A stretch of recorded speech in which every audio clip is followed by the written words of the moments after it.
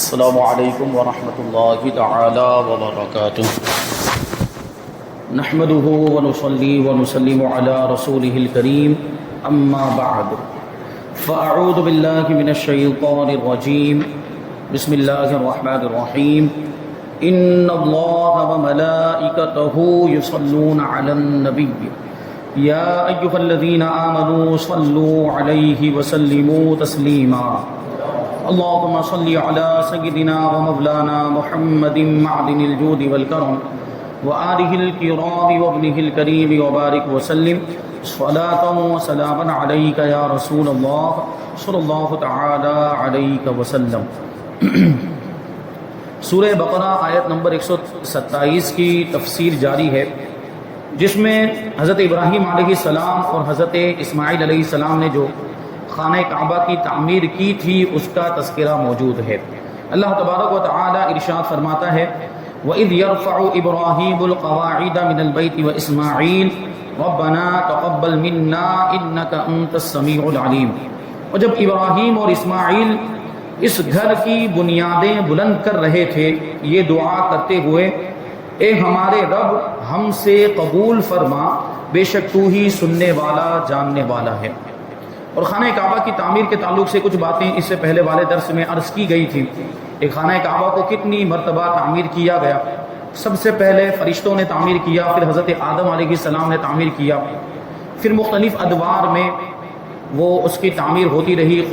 قبیلہ قریش نے بھی اس کو تعمیر کیا، اس سے پہلے قبیلہ جرہم نے، قبیلہ بنو عمالقہ نے بھی تعمیر کیا، لیکن اس کی حیثیت ایک مرمت کی تھی، ریپیرنگ کی تھی۔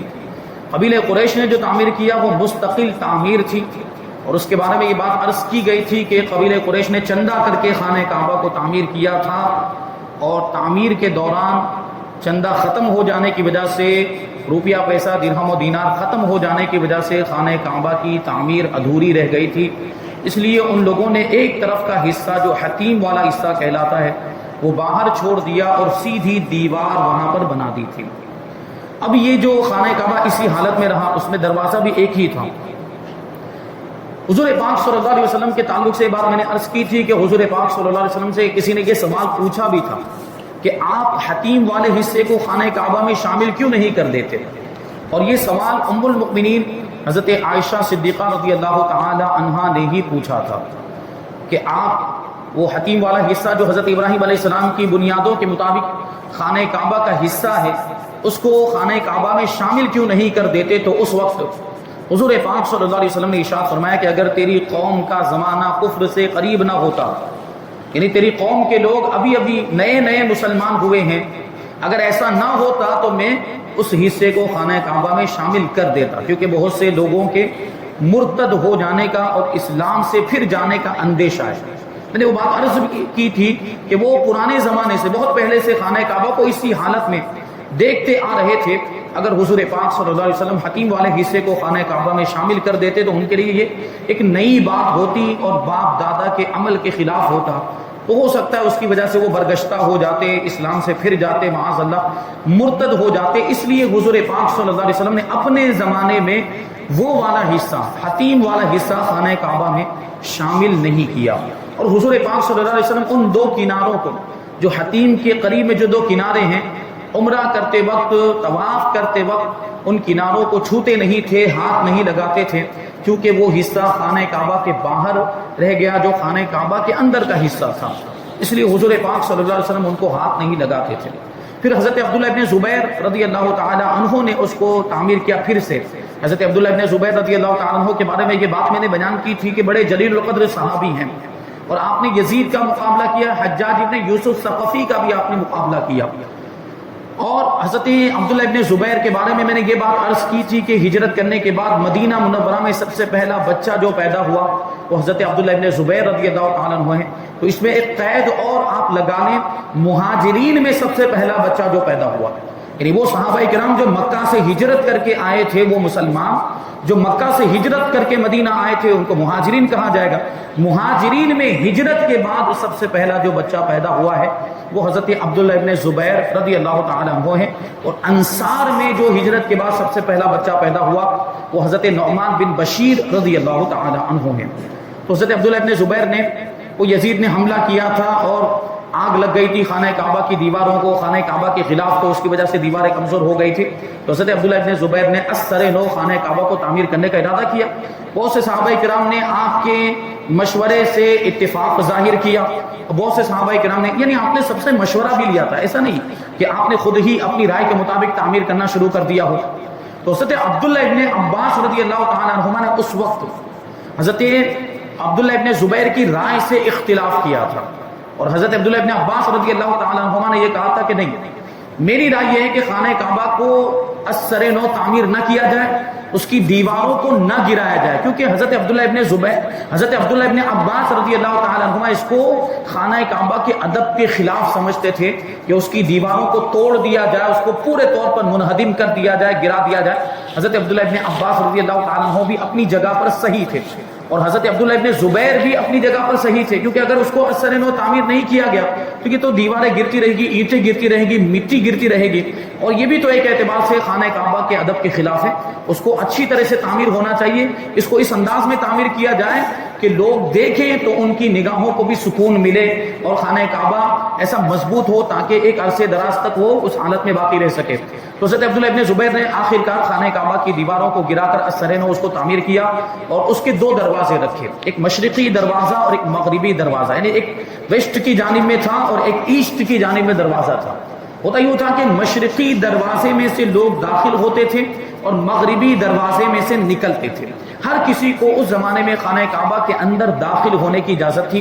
اور حضرت عبداللہ ابن زبیر نے یہ جو دروازے رکھے تو وہ زمین سے متصل رکھے تھے، زمین سے ملتے ہوئے، زمین کے برابر تھے، تاکہ آسانی کے ساتھ لوگ اس میں داخل ہو سکیں. اونچائی پر نہیں تھی تو لوگ آسانی کے ساتھ اس میں داخل ہوتے بھی تھے اور دوسرے دروازے سے نکل جاتے تھے. اور حضرت عبداللہ ابن زبیر نے حضرت ابراہیم علیہ السلام کی بنیادوں کے مطابق وہ حتیم والا حصہ اس میں شامل کر دیا، کیونکہ حضرت عبداللہ ابن زبیر نے بھی وہ حدیث سنی تھی.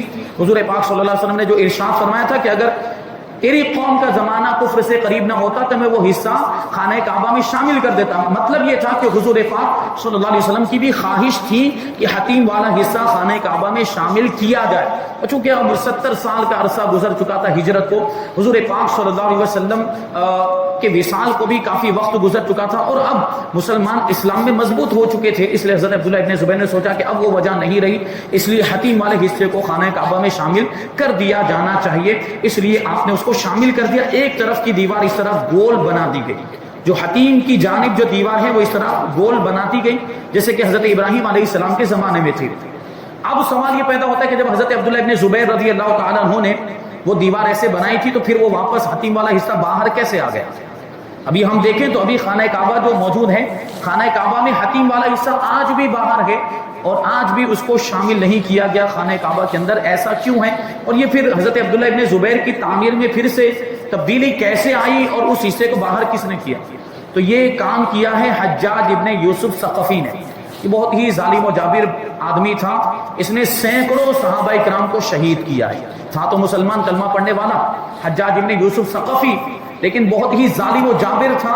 اس کو مکہ مکرمہ کا گورنر بنایا گیا تھا. اس کو بنایا تھا گورنر عبد الملک ابن مروان نے. مروان ابن حکم کا بیٹا عبد الملک ابن مروان، اور مروان ابن حکم بھی بڑا شاطر دماغ کا آدمی تھا. حضرت امام حسین رضی اللہ تعالیٰ عنہ کو شہید کرنے کا سب سے پہلے مشورہ اگر کسی نے دیا ہے تو وہ مروان ابن حکم ہے. سب سے پہلے فتنہ پھیلانے والا آدمی مروان ابن حکم. اس کا بیٹا تھا عبد الملک ابن مروان. مروان کے بعد یہ بادشاہ بنا. یہ اموی دور حکومت کی بات ہے. یہاں سے اموی بادشاہوں کا سلسلہ جو شروع ہوا حضرت امیر معاویہ رضی اللہ تعالیٰ عنہ کے بعد یہ یزید، پھر یزید کے بعد یہ مروان حاکم بن بیٹھا تھا. پھر مروان کے بعد عبد الملک اس کا بیٹا ہونے کی حیثیت سے بادشاہ بن کر تخت پر بیٹھ گیا. تو یہ حجاج ابن یوسف ثقفی کو اسی نے مکہ مکرمہ کا گورنر بنا کر بھیجا تھا. اور حضرت عبداللہ ابن عباس رضی اللہ تعالیٰ عنہ نے حجاج ابن یوسف کا بھی مقابلہ کیا. اور حجاج ابن یوسف نے جس طریقے سے بہت سارے دوسرے صحابہ اکرام کو شہید کیا، اس نے جنگ کے موقع پر جنگ میں حضرت عبداللہ ابن زبیر کو بھی شہید کر دیا. حضرت عبداللہ ابن زبیر بھی شہید ہو گئے. اب ہوا کیا؟ حجاج ابن یوسف مکہ مکرمہ میں داخل ہوا تو اس نے دیکھا کہ خانہ کعبہ میں تو بہت ساری تبدیلیاں ہو چکی ہیں. حضرت عبداللہ ابن زبیر نے خانہ کعبہ میں حتیم والے حصے کو اندر داخل کر لیا. ایک دروازے کی جگہ پہ 2 دروازے بنا دیے. اور ایک بات اور تھی کہ حضرت عبداللہ ابن زبیر نے خانہ کعبہ کی دیوار کو اونچا بھی کیا تھا. تقریباً 27 گز کے برابر خانہ کعبہ کی دیوار کو اونچا کیا تھا۔ تو حجاج ابن یوسف نے خط لکھا، ایک روایت کے مطابق حجاج ابن یوسف نے عبد الملک ابن مروان کو لکھا، اور بعض روایتوں کے مطابق کہ حجاج ابن یوسف نے خود ہی یہ کام کیا تھا، عبد الملک ابن مروان سے مشورہ کیے بغیر ہی یہ کام کر دیا تھا۔ اور ایک روایت کے مطابق عبد الملک ابن مروان سے اس نے پوچھا تھا، کیونکہ وہ بادشاہ تھا اس زمانے کا، اس نے حجاج ابن یوسف نے لکھا کہ ایسا ایسا معاملہ ہے۔ عبداللہ ابن زبیر نے خانہ کعبہ میں بہت ساری تبدیلیاں کر دی، انہوں نے حتیم والے حصے کو خانہ کعبہ میں شامل کر دیا اور 2 دروازے بنا دیے ہیں۔ تو عبد الملک ابن مروان نے آگے پیچھے کچھ بھی سوچے بغیر خط کا جواب لکھا اور یہ کہا کہ حتیم والے حصے کو دوبارہ توڑ کر باہر کر دیا جائے اور ایک دروازہ بند کر دیا جائے، مشرقی دروازہ بند کر دیا جائے اور جو مغربی دروازہ باقی رہے اس کو بھی زمین سے اونچا کر دیا جائے اور ہر کسی کو خانہ کعبہ میں داخل ہونے کی اجازت نہ رہے۔ تو یہ حجاج ابن یوسف نے پھر سے وہ حتیم والے حصے کو توڑ کر باہر کر دیا اور ایک طرف ایسے ہی سیدھی دیوار بنا دی، پھر سے خانہ کعبہ کی عمارت جو تھی وہ چوکور شکل میں آ گئی اور ایک دروازہ بند کر دیا گیا، صرف ایک ہی دروازہ رکھا گیا۔ بند کرنے کا مطلب ہے کہ سیدھی دیوار بنا دی گئی، دروازہ نکال کر وہاں پر سیدھی دیوار اینٹوں کی بنا دی گئی اور ایک دروازہ ہی باقی رکھا گیا۔ یہ حجاج ابن یوسف نے کیا۔ اور ایک روایت میں یہ بھی آیا کہ عبد الملک ابن مروان نے پہلے یہ خط لکھ تو دیا تھا اور حجاج ابن یوسف کو حکم دے تو دیا تھا کہ پھر خانہ کعبہ کو پہلے جیسا کر دیا جائے، جو قبیلہ قریش کی تعمیر جیسی تھی ویسا کر دیا جائے۔ پھر بعد میں اس کو حضور پاک صلی اللہ علیہ وسلم کی حدیث پہنچی، ام المؤمنین حضرت عائشہ صدیقہ رضی اللہ تعالی عنہا والی حدیث کہ حضور چاہتے تھے کہ حتیم والے حصے کو خانہ کعبہ میں شامل کر دیا جائے۔ یہ حدیث جب اس کو پہنچی تو اس کو پچھتاوا ہوا۔ اب پچھتاوے کا نتیجہ کیا ہونا چاہیے تھا کہ وہ اپنی غلطی کو سدھارتا، پھر سے حتیم والے حصے کو خانہ کعبہ میں شامل کر لیتا، لیکن اس نے اس کو نہیں سدھارا، اس کو اس کی توفیق نہیں ہوئی۔ خانہ کعبہ اسی حالت میں رہا اور آج تک اسی حالت میں ہے، یعنی بعد والے لوگوں کو بھی اس کی توفیق نہیں ہوئی کہ حتیم والے حصے کو خانہ کعبہ میں شامل کریں۔ کیا کریں؟ یہ لوگوں کی غفلت ہے یا یہ کہ اللہ تبارک و تعالیٰ کی بھی اس میں کوئی حکمت ہوگی کہ حتیم والا حصہ آج تک باہر، اور اس کی ایک حکمت تو ہمیں اب سمجھ میں آتی ہے۔ اس وقت جو ہم دیکھتے ہیں کہ یہ سعودیوں کی حکومت آ گئی، نجدیوں کی حکومت آ گئی، تو خانہ کعبہ میں ہر کسی کو داخل نہیں ہونے دیا جا رہا ہے۔ خانہ کعبہ کے اندر نماز پڑھنے کی ایک الگ ہی فضیلت ہے، اندر جا کر اگر کوئی نماز پڑھے تو اس کی فضیلت بہت زیادہ ہے۔ تو ہر کوئی تو اندر نہیں جا پاتا ہے، ہر کوئی خانہ کعبہ کے اندر نماز نہیں پڑھ پاتا، تو سال میں 1 مرتبہ یا 2 مرتبہ وہ دروازہ کھولتے ہیں اور اندر داخل ہوتے ہیں۔ کوئی خوش نصیب ہوتا ہے جو وہاں پر بیٹھے ہوئے ان میں سے 2-4 چند لوگوں کو اٹھا لیتے ہیں اور اندر جانے کے ان کو اجازت دے دیتے ہیں۔ اسی میں حضور تاج الشریعہ کو بھی موقع ملا اور دوسرے ہمارے علماء ہیں ان کو بھی موقع ملا اندر جانے کا، وہ وہاں پر اس وقت موجود تھے تو ان کو ساتھ میں لے لیا گیا۔ تو یہ ہوتا ہے اس طریقے سے۔ اب یہ ان لوگوں نے مطلب قانون اور اصول بنا لیا، تو اب ہر کسی کو خانہ کعبہ کے اندر جانے کی اجازت نہیں ہے، لیکن حتیم والا حصہ یہ اللہ کی حکمت کہیں کہ آج بھی وہ باہر ہے، مطلب یہ خانہ کعبہ کا ہی حصہ ہے۔ تو اسی وجہ سے حضور نے یہ بھی فرمایا، حدیث شریف میں بھی آیا کہ جس نے حتیم میں نماز پڑھی اس نے گویا کہ خانہ کعبہ کے اندر نماز پڑھی۔ تو اب ہر کوئی تو اندر نہیں جا سکتا ان کے قانون کے مطابق، اس لیے جو نہیں جا سکتا وہ جا کر حتیم میں نماز پڑھ لے اور وہاں یہ سوچے کہ اس نے خانہ کعبہ کے اندر نماز پڑھی اور وہ خانہ کعبہ کا ہی حصہ ہے۔ تو یہ ہو سکتا ہے کہ یہ حکمت ہو، اور بھی بہت ساری حکمتیں ہو سکتی ہیں۔ تو بہرحال یہ حجاج ابن یوسف نے اس طریقے سے خانہ کعبہ کو پہلے والی حالت پر پھر سے کر دیا۔ پھر یہ خانہ کعبہ اسی حالت پر رہا اور یہ سلطان مراد چہارم کے دور میں پھر سے خانہ کعبہ کو تعمیر کیا گیا۔ سلطان مراد چہارم یہ سلطنت عثمانیہ کے بادشاہ گزرے ہیں، اور ان کے بارے میں بتایا گیا کہ سلطان احمد کے بیٹے تھے، اور ایک قول کے مطابق یہ سلطان محمد فاتح کے بیٹے تھے۔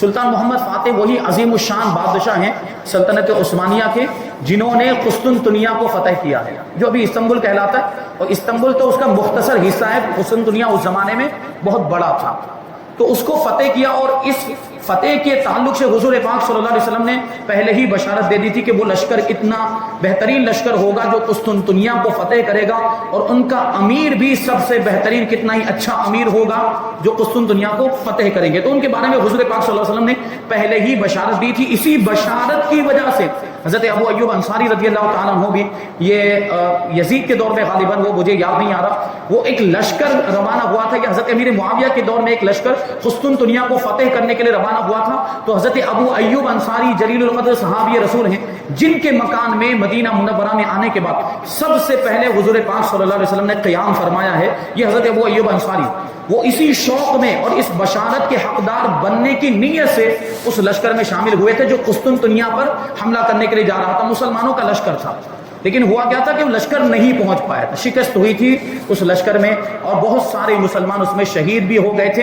اس وقت جب حضرت ابو ایوب انصاری رضی اللہ تعالیٰ عنہ جب زخمی ہو گئے اور آخری وقت آیا تو آپ نے نصیحت کی تھی کہ جب میرا انتقال ہو جائے، جب میں شہید ہو جاؤں تو جتنا ہو سکے اتنا قریب لے جا کر، قسطنطنیہ کے قریب لے جا کر مجھ کو دفن کیا جائے، تاکہ کچھ تو وہ بشارت کی مجھے اس کی برکتیں مل جائیں، یا کچھ تو جو ہے کہ اس بعد میں آنے والے لوگ سمجھے کہ انہوں نے کوشش کی تھی اور یہاں تک پہنچے تھے قسطنطنیہ کو فتح کرنے کے معاملے میں۔ اسی وجہ سے آج بھی حضرت ابو ایوب انصاری رضی اللہ تعالیٰ عنہ کا مزار پاک ترکی میں موجود، ٹرکی کہا جاتا ہے انگلش میں، تو ترکستان میں آج بھی قسطنطنیہ کے علاقے میں ہی حضرت ابو ایوب انصاری رضی اللہ تعالیٰ عنہ کا مزار پاک موجود ہے۔ تو یہ اس کے پیچھے کا واقعہ تھا۔ تو قسطنطنیہ کو اس وقت تو فتح نہیں کیا جا سکا، یہ بعد میں ترکی حکومت کا جب دور آیا تو ترکی بادشاہ سلطان محمد فاتح نے قسطنطنیہ کو فتح کیا ہے، اسی وجہ سے اس کو فاتح کہا جاتا ہے، فتح کرنے والا، سلطان محمد فاتح یعنی قسطنطنیہ کو فتح کرنے والا۔ یہ فضیلت جو حدیث کے اندر بیان کی گئی یہ اس بادشاہ کے حصے میں آئی، یہ سب سنی بادشاہ گزرے ہیں الحمدللہ، اہل سنت و جماعت سے تعلق رکھنے والے ترکی بادشاہ جتنے بھی، اور انہوں نے مطلب ان کی حکومت جو پھیلی حرمین شریفین پہ بھی ان کا قبضہ ہوا تھا، ان کی حکومت آئی، اور حرمین شریفین میں بھی یہ بہت سارے انہوں نے اصلاحی کام کیے اور بہت ساری اچھی چیزیں وہاں پر رائج کی تھی۔ وہاں پر آپ دیکھیں گے ان کے دور حکومت میں، ترکیوں کے دور حکومت میں مقدس مقامات پر اور مقدس مزارات پر باقاعدہ نشانیاں قائم کی گئی تھی، اور مقدس مزارات پر مزارات تعمیر کیے گئے تھے، باقاعدہ گنبد بنے ہوئے تھے۔ حضرت بی بی فاطمہ خاتون جنت رضی اللہ تعالیٰ عنہ کے مزار پر بھی، امام زین العابدین، امام جعفر صادق، اس طرح جو بھی مقدس مزارات جنت البقیع میں یا جنت المعلا میں جو بھی کہیں پر بھی مقدس چیزیں تھیں، وہاں پر ان لوگوں نے کچھ نہ کچھ نشانی یا تو مسجدیں بنائی تھی یا مزارات بنائے تھے۔ جیسے کہ ابھی ہم لوگ جب گئے تھے عمرہ کرنے کے لیے تو ہم نے سوچا کہ کچھ ایسی جگہ ہو جہاں عام طور پر لوگ نہیں جاتے، ہمیں جانا چاہیے، تو حدیبیہ کے میدان میں ہم لوگ گئے جہاں پر وہ صلح حدیبیہ کا واقعہ پیش آیا، تو وہاں پر ترکیوں نے پہلے ہی جہاں حضور پاک صلی اللہ علیہ وسلم نے صحابہ کرام سے بیعت لی تھی، جہاں وہ درخت موجود تھا کانٹے والا درخت جس کے سائے میں بیٹھ کر حضور نے بیعت لی تھی، وہ اس جگہ پر ان لوگوں نے مسجد تعمیر کی تھی، لیکن بعد میں مسجد کی مرمت نہیں ہو پائی تو اس کی دیواریں ابھی گر چکی ہیں اور وہ بالکل خستہ حالت میں موجود ہے، اس کو گھیر دیا گیا چار جانب سے، اور ایک دوسری مسجد بغل میں بنا دی گئی ہے، وہ حدیبیہ کے میدان میں یہ مقام موجود ہے۔ تو انہوں نے ترکیوں نے یہ سب تعمیرات بھی کی۔ انہی میں ایک بادشاہ تھا، اس کو کہا جاتا ہے کہ وہ سلطان محمد فاتح کا بیٹا تھا یا سلطان احمد کا بیٹا تھا، اس کا نام تھا سلطان مراد چہارم، چہارم مطلب چوتھا۔ اب ہوا یہ کہ اس کے زمانے میں، سلطان مراد کے زمانے میں 1640 میں اس کا انتقال ہوا ہے، 1640 عیسوی میں اس کا انتقال ہوا۔ اس کے زمانے میں ہوا یوں کہ سیلاب آیا، وہ مکہ مکرمہ میں سیلاب آیا۔ ابھی تو اس سیلاب کی روک تھام کے لیے بہت سارے مطلب ان لوگوں نے یہ نکاس اور پانی نکالنے کے راستے بنا لیے ہیں، تو پانی اب نکل جاتا ہے، پانی وہاں پر جمع نہیں ہوتا۔ آج بھی خانہ کعبہ کا جو حصہ جہاں پہ مطاف بنا ہوا ہے، جہاں طواف کرتے ہیں، وہ نشیبی جگہ میں موجود ہے۔ آج بھی آپ دیکھیں گے، آپ اوپر سے جائیں تو جب مطاف پہ پہنچنے کے لیے آپ کو نیچے اترنا پڑتا ہے۔ آج بھی خانہ کعبہ جہاں پر موجود ہے وہ نشیب، تو بارش ہوتی ہے تو پہاڑوں کا سارا پانی وہاں پر آ کر جمع ہو جاتا ہے۔ تو سلطان مراد چہارم کے زمانے میں بھی یہ تھا، بارش ہوتی تھی تو پانی جمع، تو اس طریقے سے بہت بڑا سیلاب آ گیا اور سارا پانی وہاں پر جمع ہو گیا، اور سیلاب کی وجہ سے خانہ کعبہ کی مشرقی جانب کی جو دیوار تھی، ایسٹ کی جانب جو دیوار تھی، پوری دیوار گر گئی، پوری دیوار سیلاب کی وجہ سے گر گئی۔ اور اس طرف کی جو دیواریں تھی، اتر دکن کی جانب جو دیوار تھی، وہ سامنے والی دیوار گرے گی تو اس کا کچھ حصہ بھی متاثر ہوگا، تو اس کا بھی کچھ حصہ گر گیا، ادھر کی دیوار کا بھی اور ادھر کی دیوار کا بھی کچھ حصہ گر گیا۔ اس طریقے سے خانہ کعبہ کی عمارت کو بہت زیادہ نقصان پہنچا۔ تو سلطان محمد مراد چہارم نے پھر سے خانہ کعبہ کو تعمیر کرنے کا ارادہ کیا اور ساری دیواروں کو گرا دیا گیا، از سر نو خانہ کعبہ کو تعمیر کیا سلطان مراد چہارم نے۔ اور یہ جو تعمیر ہوئی ہے یہ ہجری 1039 میں، 1039 میں سلطان محمد چہارم نے، یعنی تقریباً آج سے 400 سال پہلے اس کو تعمیر کیا گیا، اور آج اسی حالت میں خانہ کعبہ موجود ہے، وہی تعمیر ہے، سلطان محمد مراد چہارم کی تعمیر آج بھی موجود ہے۔ تو اس میں تھوڑی بہت تبدیلیاں ہوئی ہوگی، کچھ ریپیئرنگ کا کام ہوا ہوگا، کچھ پلسٹر وغیرہ کیا ہوگا، لیکن اینٹیں اور گارا وغیرہ جو بنیادی طور پر اس وقت لگایا گیا تھا، بڑا مضبوط تعمیر کیا تھا سلطان مراد چہارم نے، اسی حالت میں آج موجود ہے. یعنی خانہ کعبہ کی وہ عمارت جو اصل خانہ کعبہ جو چوکور عمارت ہے، ہم اس کی بات کر رہے ہیں. ورنہ مسجد حرام کی اگر بات کریں جو آس پاس میں مسجد بنی ہوئی ہے، وہ تو بہت بار تعمیر ہو چکی، کئی مرتبہ اس میں تبدیلیاں ہو چکی ہیں. 1997 میں وہ ملک فہد کے زمانے میں وہ بہت زیادہ اس کی توسیع کی گئی، اس کو پھیلایا گیا، اور ابھی بھی وہ توسیع جاری ہے، اور اب بھی وہ تعمیرات آپ دیکھیں گے تو اس سلسلہ جو ہے اس کا جاری، اور کچھ نہ کچھ اس میں بنتا ہی رہتا ہے. تو یہ خانہ کعبہ کی تعمیر کی تاریخ ہے. آج بھی آپ دیکھیں تو خانہ کعبہ کے اندر وہ جو ایک دروازہ جو دوسری جانب بنا ہوا تھا، اگر کبھی وہ غلاف ہٹ جائے تو اس دروازے کے نشانات نظر آتے. جو دوسرا دروازہ جو تھا بالکل اپوزٹ سائڈ میں، ابھی جو دروازہ ہے مغربی جانب وہ دروازہ موجود ہے، لیکن وہ بھی زمین سے اونچائی پر ہے. اگر ہاتھ بڑھائیں تب جا کے آپ کا ہاتھ پہنچتا ہے. اور یہ لوگ جب اندر جانا چاہتے ہیں تو ایک سیڑھی مخصوص وہ سیڑھی بنائی گئی، اس کو لایا جاتا ہے، وہاں لگاتے ہیں، پھر اس پر چڑھ کے وہ دروازے کے اندر سے خانہ کعبہ میں دروازے کے ذریعے داخل ہوتے ہیں.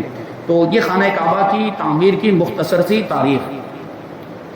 اسے نقل کرنے کے بعد حضرت علامہ سلیمان جمل رحمۃ اللہ تعالی علیہ فرماتے ہیں کہ 1039 ہجری کے بعد بھی بعض بادشاہوں نے تعمیر کعبہ کی، جیسا کہ اسے بعض تاریخ دانوں نے نقل کیا ہے. اور اس آیت سے معلوم ہوا کہ مسجدوں کی تعمیر نہایت ہی اعلیٰ عبادت اور انبیاء کرام علیہ الصلوۃ والسلام کی سنت ہے. بہت ہی بلند و بالا عبادت بھی ہے مسجدوں کی تعمیر کرنا، اور یہ انبیاء کرام کی سنت، حضرت ابراہیم، حضرت اسماعیل علیہ السلام کی سنت، حضرت آدم علیہ السلام کی بھی سنت ہے کہ سب سے پہلے تو حضرت آدم علیہ السلام نے اس کو تعمیر کیا. تو یہ انبیاء کرام اور حضور پاک صلی اللہ علیہ وسلم نے بھی تعمیر کیا، مطلب حضور کی بھی سنت ہے. صحیح بخاری میں کہ حضور پر نور صلی اللہ علیہ وسلم نے مسجد نبوی شریف کی تعمیر میں بذات خود حصہ لیا تھا. مسجد نبوی کی تعمیر میں بھی حضور نے حصہ لیا ہے. تو مسجد کی تعمیر کرنا یہ حضور پاک صلی اللہ علیہ وسلم کی بھی سنت ہے اور بہت ہی عظیم عبادت ہے. بہرحال یہاں پر آیت نمبر 127 کی تفسیر مکمل ہوئی. انشاءاللہ آیت نمبر 128 اور 129 کی تفسیر ہم آئندہ درس میں شامل کریں گے. اللہ تبارک و تعالیٰ کی بارگاہ میں دعا ہے کہ جو کچھ بھی بیان ہوا اس پر ہم سب کو عمل کرنے کی توفیق عطا فرمائے، اور نور قرآن سے ہم سب کے دلوں کو روشن اور منور فرمائے. وما علینا الا البلاغ. السلام علیکم.